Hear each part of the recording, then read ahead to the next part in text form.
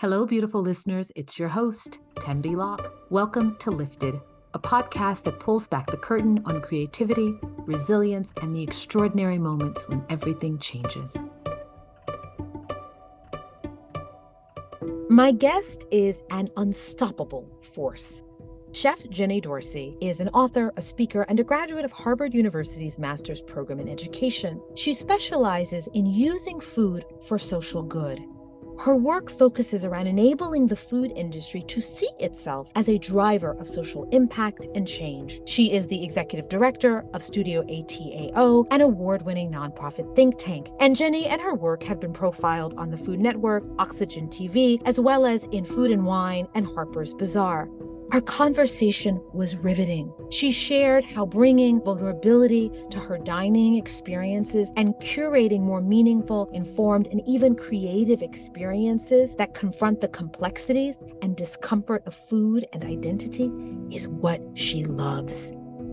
Her mission is to use the culinary arts as a platform to evoke empathy and real emotion, and sometimes make people feel uncomfortable. As she says, that's the point.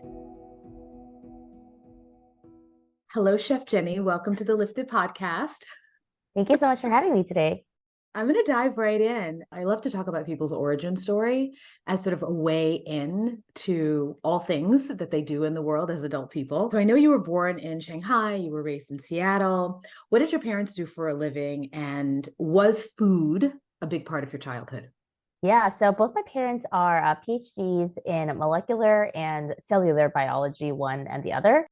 So they were scientists. So growing up, I spent a lot of my formative years in labs. I feel like the smell of the lab is like permanently in the back of my mind, like the sound of like latex gloves snapping. They were doing a lot of research on cancer. So unfortunately, I had to see lots of mice and rats as part of that process. A lot of the like agitator for bacteria, like that was formative childhood memories.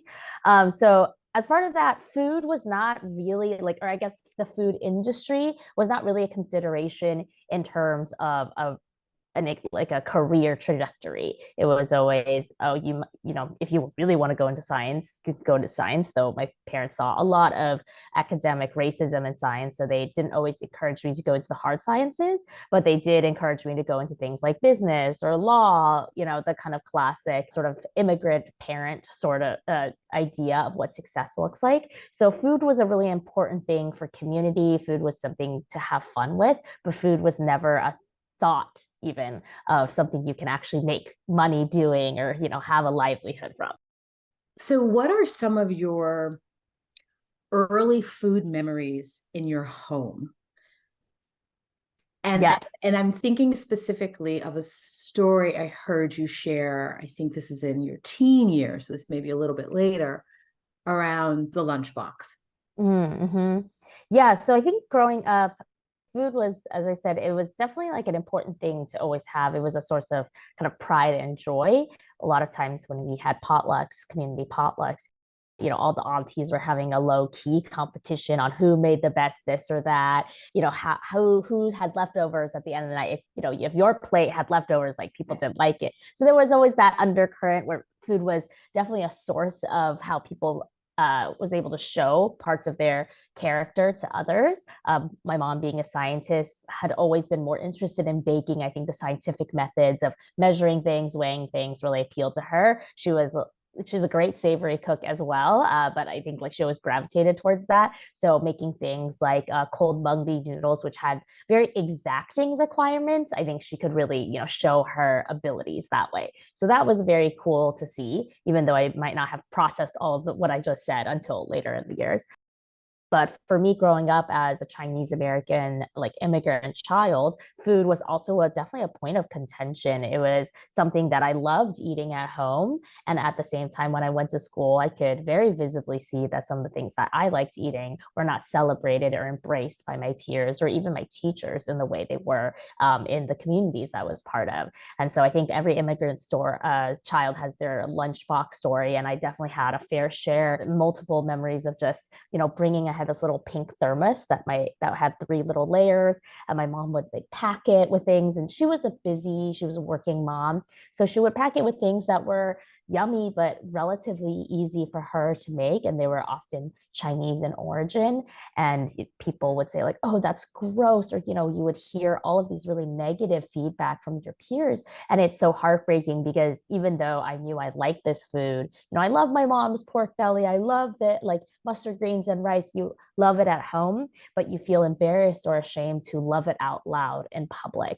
And so there were so many instances of me throwing my food away and then not eating anything. Or I was also on reduced lunch. And so whenever I was buying lunch, the amount of shame and guilt that reduced lunch kids have to go through is a whole, separate issue of just constantly feeling like my food choices were not only an identifying marker of who I was, but a negative one at that, and not really having the vocabulary or the words or the kind of educational structure to understand what that meant, especially in the context of racism and xenophobia and all the other social issues, classism that we have in our society imposed on very young children. A part of what you shared reminds me of the concept of duality, in that sense of I can enjoy this at home and it is loving and it is nurturing and it is giving and it is generative in all the ways. And yet I walk out of my door and that same thing takes on a whole new quality. And now I reject it. And I know many people, not just immigrants, but African Americans right. America asks us often to walk that path of like, there's what you do and then there's what you do. So your mom mostly cooked at home. Is that correct? Yeah. Okay. I'm assuming then if they were talking about sort of the traditional trajectory of like lawyer or become a doctor or go into business, it wasn't a career in the culinary arts, in the food, in the industry that is food. Was that on your radar at all as a child? No, not at all. And kind of similar to what you were saying, I think it was a lot of code switching. So like you can like food, you can like this food, you can like all of these things in this context, which is within the home, and that is where it was confined. You can find joy in this thing, but it was only to be kind of enjoyed inside. And then once you're in the presence of the world outside white people, right, then you aren't really allowed to do that because that prevents you from assimilating. And so similarly, even if you poured your heart into cooking inside and found a lot of joy and identity that way, that was not allowed or accepted in kind of the wider world because that wasn't seen as a sign of success. And in particular for I think my parents, it wasn't seen as what they wanted as the goal for all this sacrifice and hard work for themselves. And there's an unhealthy amount, I think, of transference of their own desires onto their child. I'm an only child, and they're working through that. I think a lot of parents in general, not just immigrant parents, but parents in general, are working through extricating their identity from their children's identity. I mean, it's a process, and my parents definitely struggled with that. I remember asking my mom when I was probably my late teens, what she wanted to do if she weren't a scientist. And she said, I have no idea. I've never thought about it because she didn't really feel like she had an option. She only could do this one thing that could get her out of the country into safety and have a stable enough life.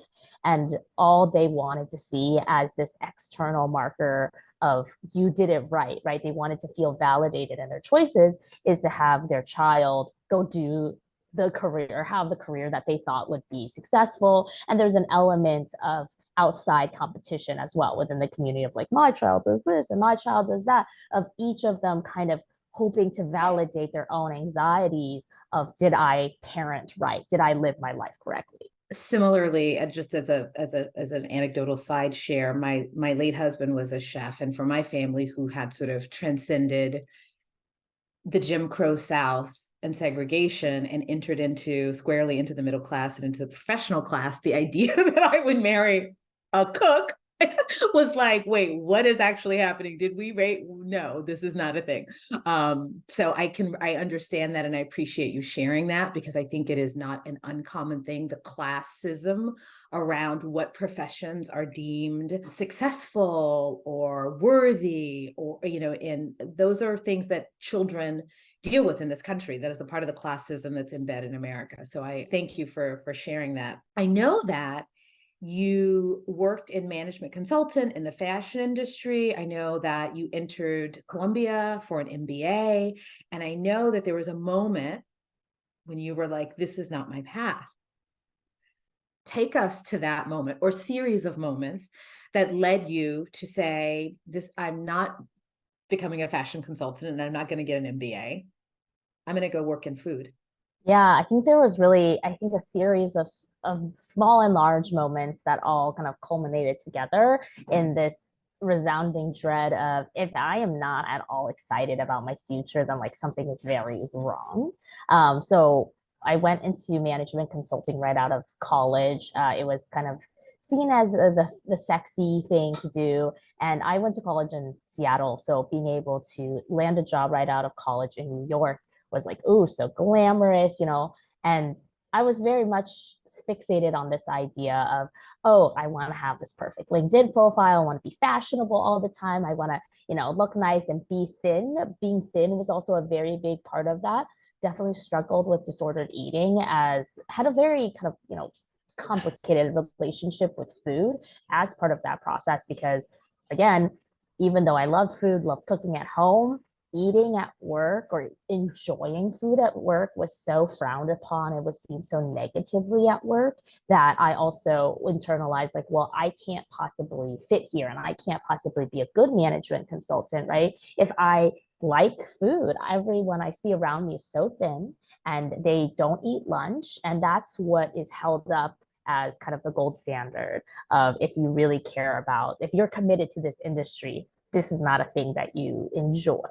Um, so there was that internal tension of, I love food, and then I would start I went through like a binge eating phase, and I actually went to a hypnotherapist for my binge eating. So anyway, that was a whole other, that's a segment, but that was also a series of events of like constantly having this internal tension, this internal unrest of what I like and what I want versus what I felt I had to like or want or act like. And then on top of that, going to Columbia, I essentially was buying myself time to figure out what I wanted to do.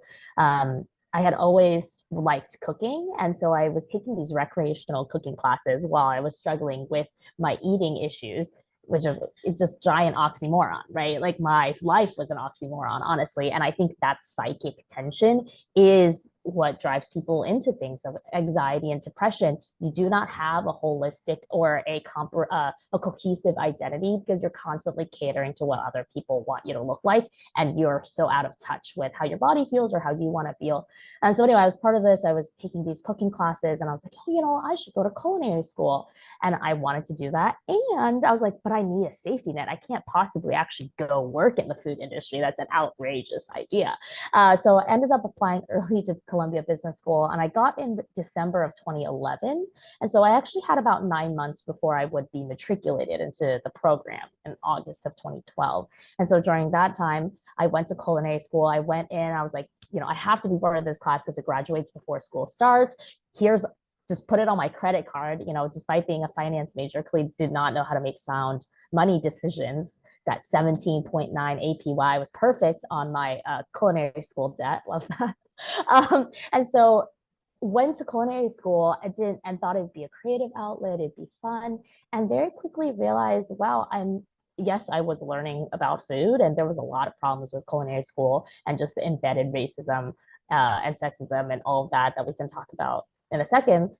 But I think what I unexpectedly learned was, wow, there's actually a different way to live outside of kind of the social norms that I had been accustomed to coming out of undergrad, where it's always about being around people that would help you professionally, kind of being in the right places, having the perfect LinkedIn profile, thinking about your next promotion, constantly trying to climb this corporate ladder to this idea of success that I didn't know if I really believed in, but it's the only idea of success I've ever been sold. And so as an impressionable 19-year-old, what am I supposed to be? How do I imagine, right, outside of the fold? I was never encouraged to imagine. I was told to kind of follow this because then you'll be happy. I don't know what happy means in this context, right? But somehow at some point you will feel that way.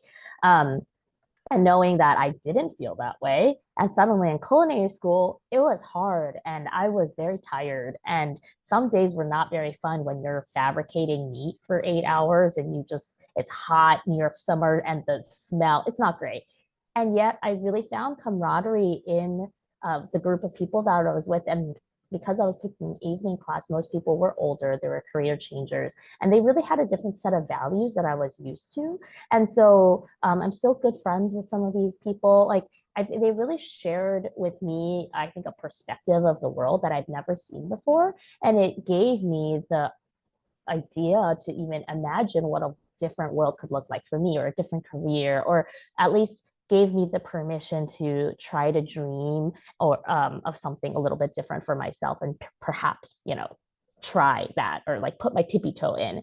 And so I graduated culinary school 3 days and that before I started at business school. And I think the stark juxtaposition of those two things also very much reinforced in me this like corporate environment, this constant kind of, what is the right word, this kind of like when you're like trying to see like one upping one another, is not what I wanted to be part of. And it's also not the way I wanted to interact with the world or build relationships anymore.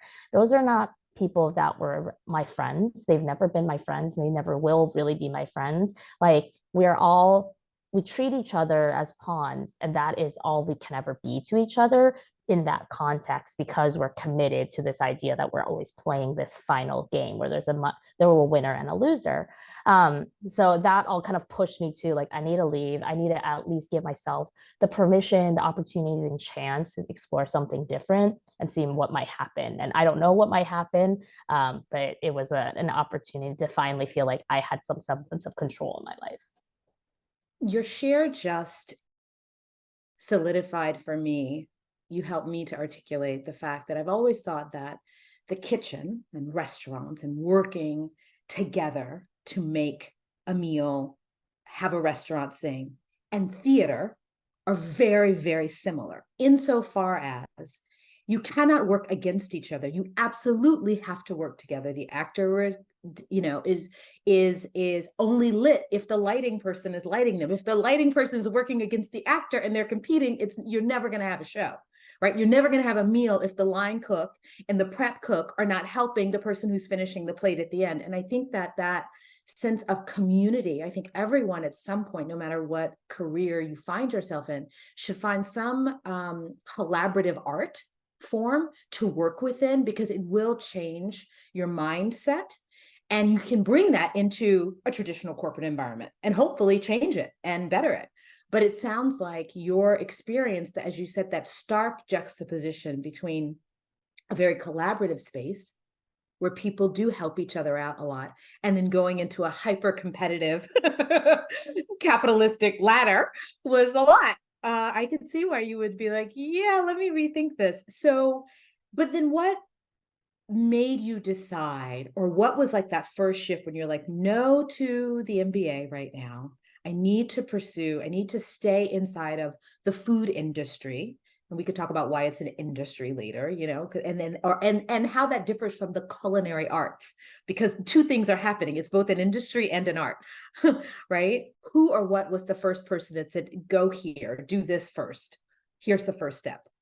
Yeah, I think for me, because I had already been enrolled in culinary school, the first step was to do an externship, which, if folks are not familiar, is basically an unpaid internship at a restaurant. It doesn't have to be at a restaurant, but often it's in restaurants. You could hypothetically also go to, a food styling studio or something like that.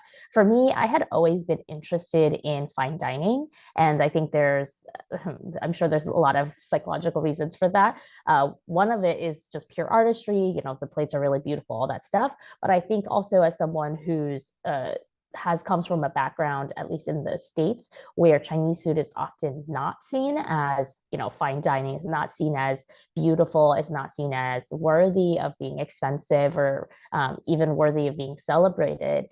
I wanted to know what was in these fine dining, like what is happening? How is this food that is being cooked there so special or important or differentiated? Like, what's their secret sauce? I think there was like a rabid curiosity there. What makes it quote unquote better? because from what I can tell, I didn't see any difference, right? I don't see any difference with the kinds of technical skills either. I think it's just a different set of skills. So I went into fine dining and learned a lot. Like there's a lot of cool things happening in fine dining, and just kind of this idea of how to constantly encourage your diners to want a little bit more. So one of the best things that I heard the pastry chef at Atelier Cran say was, we were kind of tasting a dish and talking about the portion size of the dish. And something he mentioned was, you always want something to be like, when the server comes and takes dish away, that the diner will say, like, is thinking to themselves, maybe not say out loud, I wish I could have just one more bite.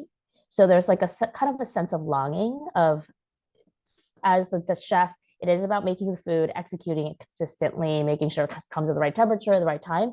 But it's also about managing the guest experience and feeling, so that the guest isn't oversatiated or undersatiated. They're not too drunk, they're not too whatever it is, but that they're always a little, like, they're always like thinking, longing for a little bit more, so that you're kind of on their mind, that they will remember that experience with a great fondness, and also not be able to necessarily replicate or recreate it.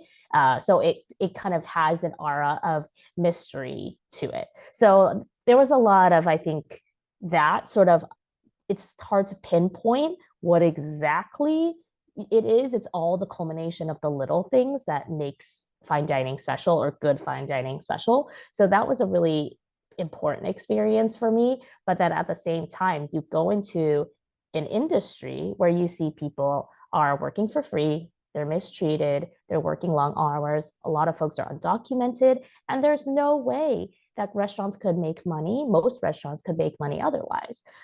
This industry is propped up because of our long history of slavery. There's no other way our industry would have kind of said, oh, it's totally fine that most of our workers are completely unpaid, right? And so there's so much under the surface that are deliberately quite hidden from consumers. And then once you're in the industry as one of the cogs of the wheel, then it's kind of up to you of like, what is my positionality here? Like, what can I realistically do to affect change? Or do I just assimilate and accept it because I don't have any other options? And it's a lot of, you must have a lot of privilege to say, I don't like this and I want to do something about it. Because for many other folks, there's no chance, there's no real opportunity for them to do that. If they were working multiple jobs and they're just trying to scrape by and provide for their kids, they don't have the time or the luxury to say, you know what we need to do? We need to organize our workers together. We need to write a letter to management. We need to do all these things.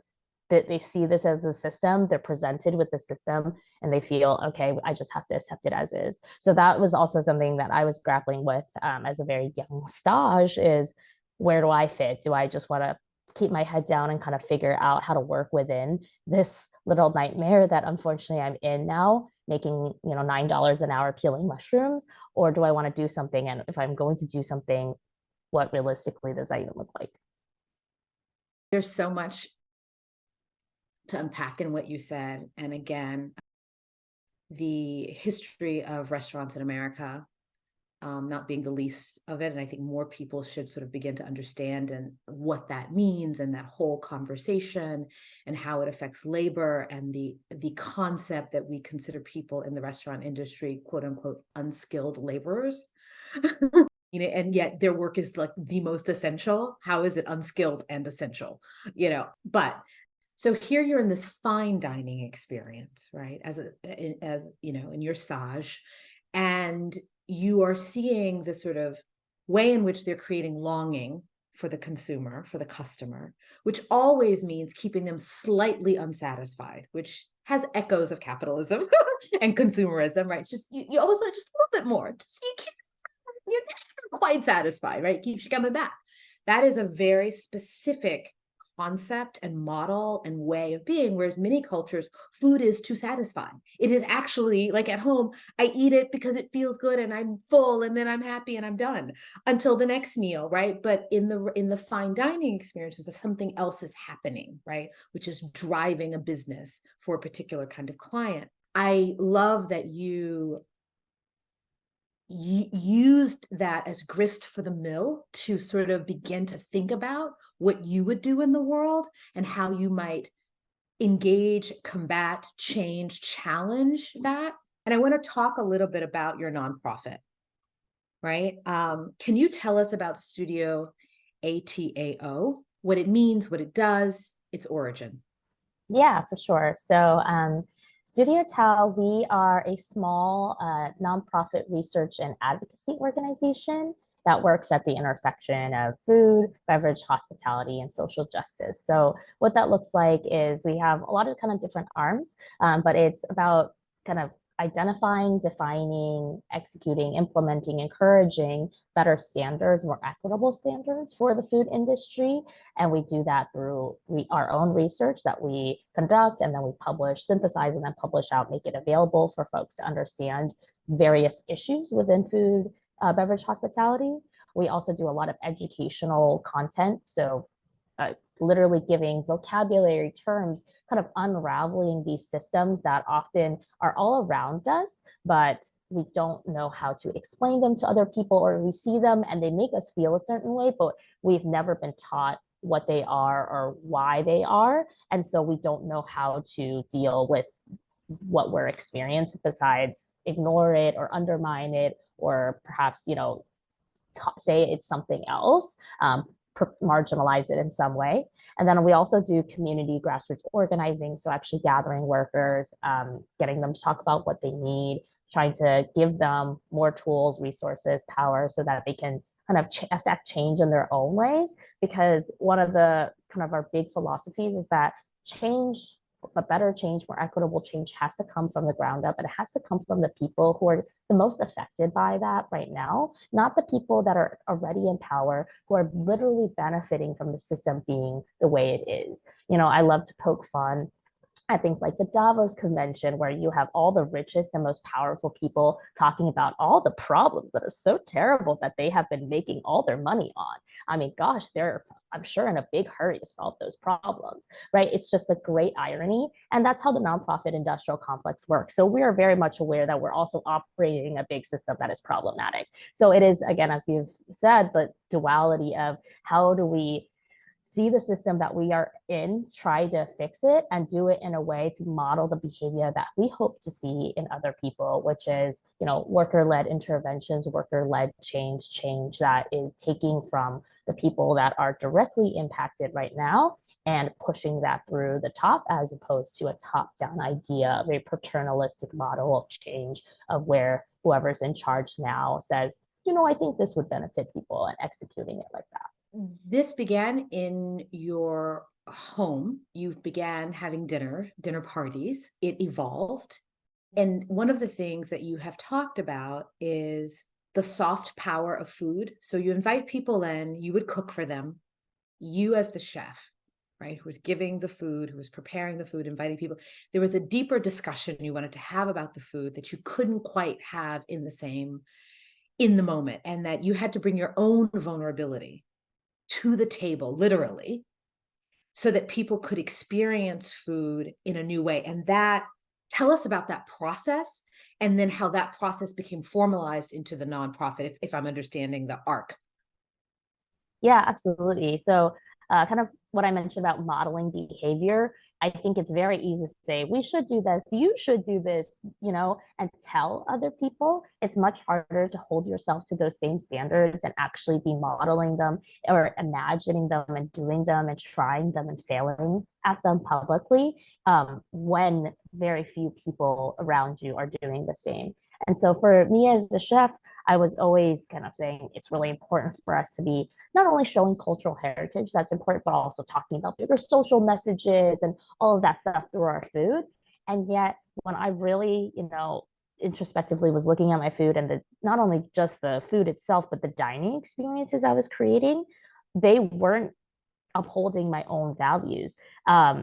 One of my friends said this well, is that sometimes I felt we were a victim of our own success. We started out as this really small group of people, and people would come and eat and have really good conversations. And as we got more and more press, it became sceney. It became a place where people were like, oh, and then I went to this thing last weekend, and that's not what I'm ever interested in making, but also it took away from the way that I wanted people to relate to one another, and also how I felt I could relate to my diners. I was started to perform in the way that fine dining menus often have the same things on them. Someone's expecting the caviar, the wagyu, the uni, right? So you feel you have to deliver on that. And it was not only diluting my message and my food, but it was also totally removing and impacting how much I cared about my work. Like I was dissociating from I was just like, I don't even like what I'm doing anymore. I don't want to cook for these awful, mean people that, one person came up to me and said, food was great tonight, chef, but this one server, she didn't smile all night. Like, I don't want to cook for people like that. You can't pay me enough to cook for someone like that. And so that was really ruining many things. I'm sure the dining experience, and then also my experience. So it took me some time to think about how I wanted to radically change up what I was doing. And a big part of that was also being more vulnerable myself in being more clear what I wanted. So having parameters of rules for guests and how they would interact. And then also putting more of myself into the food that might be a little bit dangerous or perhaps turn some diners off. I think being willing to accept that, your cup of tea is going to really not be for everyone is an important path for, I think, anyone who's trying to find their own identity, not just in art, but I think in life. And so it took me a while to build up the confidence to say, like, this is what I'm going to put out there. And if some people don't want to eat it, don't want to engage with it, that's okay. So I started making more food that was a little bit more quote unquote political. One of the things that I'm really proud of is creating this series called Asian in America. It was 6 courses of food, had 3 courses of cocktails that my partner created, and it was paired with virtual reality, augmented reality. And every single course of food was a rumination of partially my experience and also larger message around the Asian American identity and how that's evolving throughout time, how that's intersecting with all these power structures within the US. So, for example, talking about what the model minority myth looks like, where it comes from, what it is, and my own personal relationship with it and how it's affected my journey. And so there was very much a positive reception for that and also a very negative reception. And I think when you're getting both, that's probably a good sign. So I was proud of being able to use food in that way where not, yes, I hope that everybody thought the food was yummy, but the food experience wasn't always comfortable. And to be able to actually push people and hopefully have them have, more deep and meaningful conversations at the table. At the same time, after years of doing that, bringing that all across the US in pretty unconventional spaces, we really had to build kitchens and museums and film festivals and places that sometimes that wasn't super fun. I also realized that eating in that way and experiencing and conversing in that way is great. It's also fairly passive. It is still raising awareness. And I wanted people to do more or feel like compelled to do more, feel like they had tools and empowered to do more. And so with 2020, COVID shutting down all dining experiences, it was a little bit of a silver lining where we couldn't do the dining experiences anyway. We had a couple of months to just think, what is it that this nonprofit is meant to do, and could pivot more into what we do now, which is like research, education, and then kind of like in-person and virtual kind of community building. It very much reminds me of, this is the artful part of what you were doing, and that's in terms of the culinary arts. You literally were creating a fully immersive experience that was intellectually engaging, as well as engaging at the level of the palate, and also at the social level of just engaging and hopefully talking across the table about issues that can be uncomfortable or new, and often uncomfortable just means new. You talked about the Asian America series. You talked about, I know you had a dish that was called the model minority dish, and people can go online and learn more about it, and you talk about it in your TED Talk, your TEDx talk as well. I think you've addressed this, but I want to just put a fine pin on it. Was there a moment when you said, I want to tackle, let's say, the concept of tokenism, right, on the plate? Like, I want to take this big concept that is a part of my individual lived experience. It is a societal experience in America. And I want to translate those ideas through the medium of food. And I want to break down this idea, deconstruct it almost through the culinary arts. Was there a moment? I'm very interested in these moments that are like the sort of clarion call, like, I must do this, right? Was there a moment when you said, I want to tackle tokenism on the plate? I don't know if there was a specific moment. It was kind of more like I this is something I want to talk about. I know that food is my medium to talk about it. And how can I not just recreate it so it's a thing that you look at, but to truly have someone, as much as I can, understand or actually feel embodied in what I was feeling at that moment.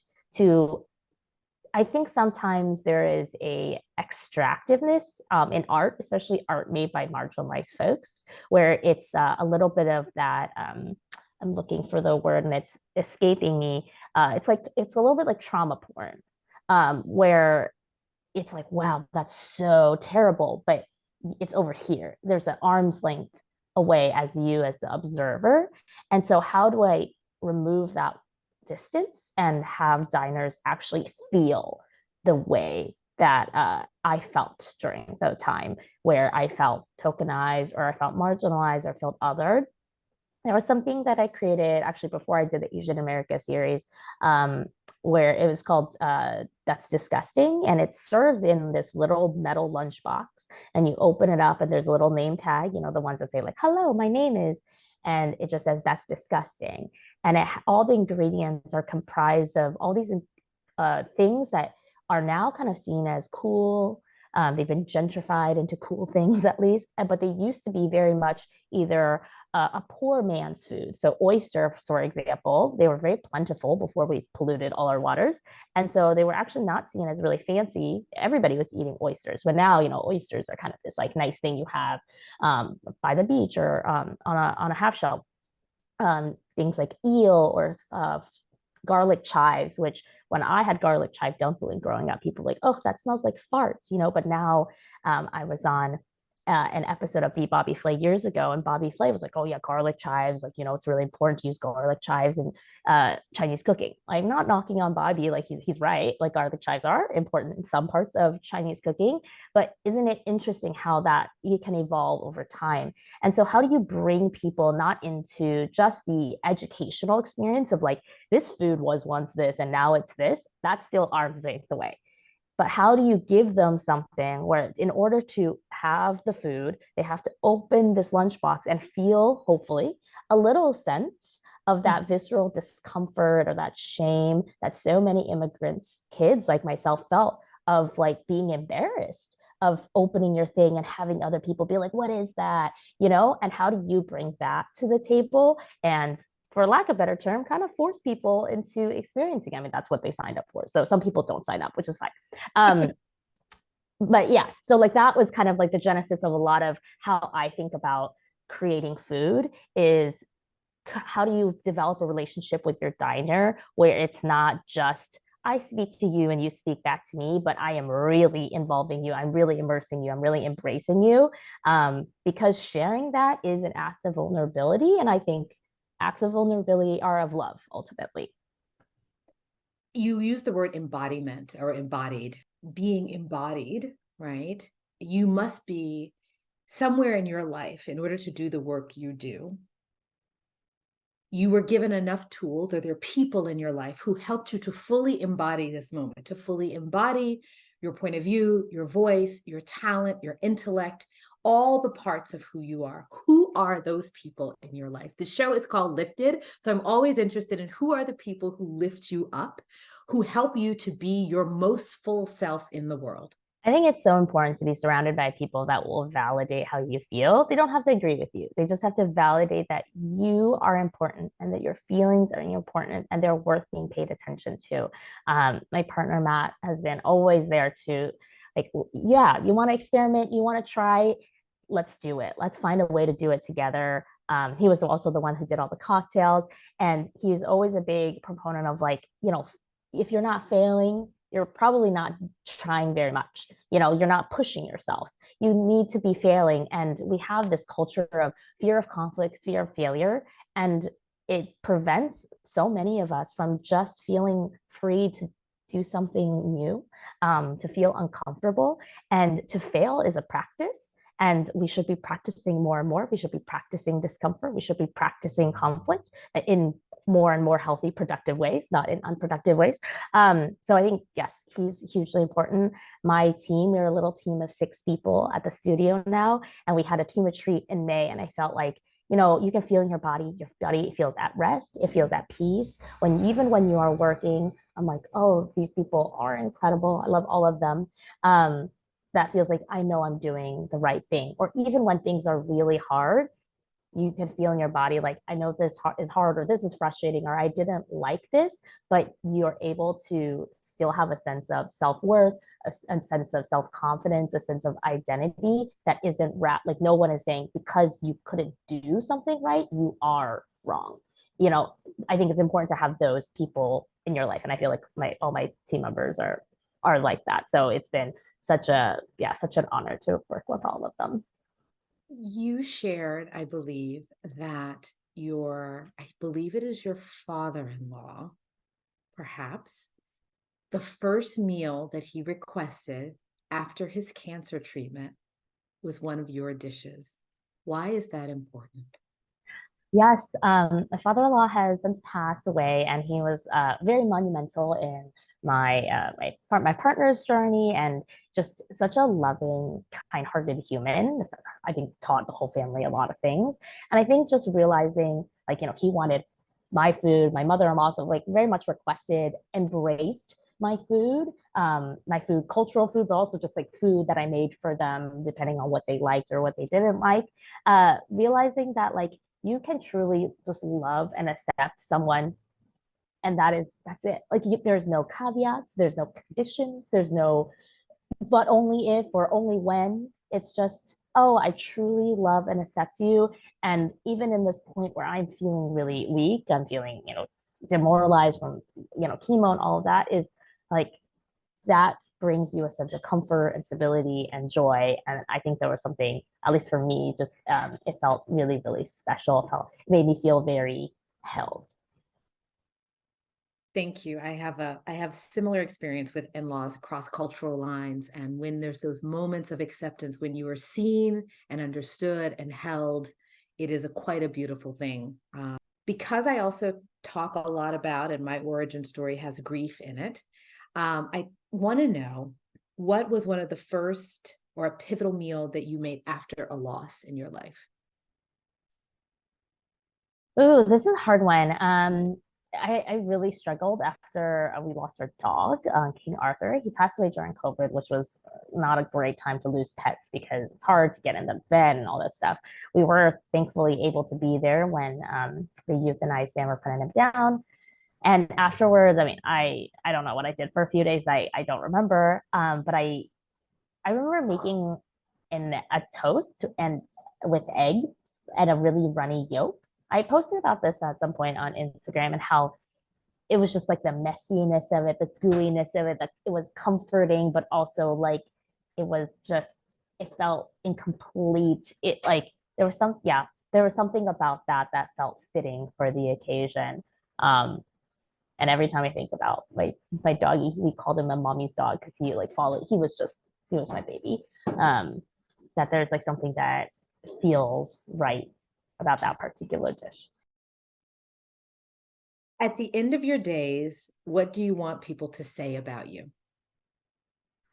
I hope that people, well, I don't know if I care that much about people I didn't know very well, but I think for the people that especially that I interacted with meaningfully, that I um, push them to be uh, to to be what is the right word, to feel that they could be themselves, that they could be their authentic selves, um, and hopefully that helped them feel they could live the lives that they wanted.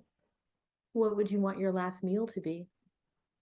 Oh, this is a tough one. I struggle a lot. I whiffle waffle back and forth a lot. I used to always say juicy soup dumplings, which would I think would of course be a great last meal. But I think I'm gonna stick with I would just want a little bowl of like really fancy short plain white rice, probably like from Japan. There's like some really nice rice growing regions of Japan. And there's this large brand called Maggie. Maggie makes Maggie seasoning, but they have a subset of Maggie that's called Maggie calamansi. It has calamansi, which is like a little citrus fruit that's grown in tropical regions. Anyway, literally white rice, calamansi, and I think that's it. There's just something very beautiful about the simplicity of that. I love it and I want it now. It sounds absolutely delicious the way you described it. All right, Chef Jenny, I thank you so much for this conversation. It has been absolutely delightful. I champion your work in the world and I cannot wait to see what you do next. Thank you so much for having me. This was such a lovely conversation. Truly, like, highlight of the day.